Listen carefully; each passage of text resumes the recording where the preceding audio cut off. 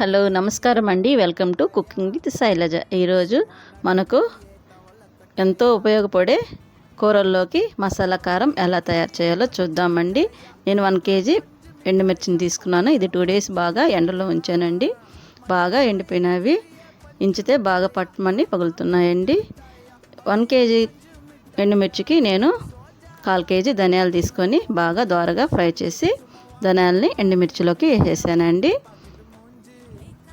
ఇప్పుడు అదేవిధంగా శనగపప్పు 50 గ్రాములు, కందిపప్పు 50 గ్రాములు, మినప్పప్పు 50 గ్రాములు, పెసరపప్పు 50 గ్రాములు తీసుకొని బాగా పచ్చివాసన పోయేదాకా ఫ్రై చేసుకొని మనం ఎండుమిర్చిలో వేసేసుకున్నామండి. తర్వాత ఆవాలు 50 గ్రాములు, జీలకర్ర 50 గ్రాములు, అవి చిటపట్లాడిన తర్వాత మెంతులు వేసుకున్నామండి. ఒక 50 గ్రాములు వేసుకున్నాము. అవి కూడా దోరగా ఫ్రై చేసుకొని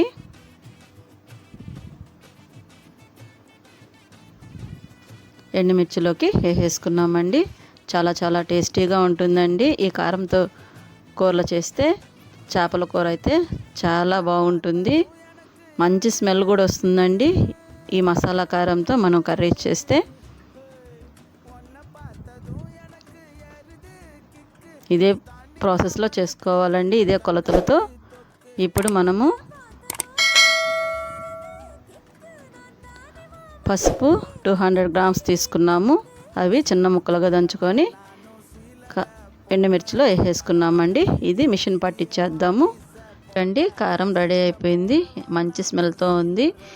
ఈ వీడియో మీకు నచ్చితే like, share, subscribe cooking with Shailaja channel.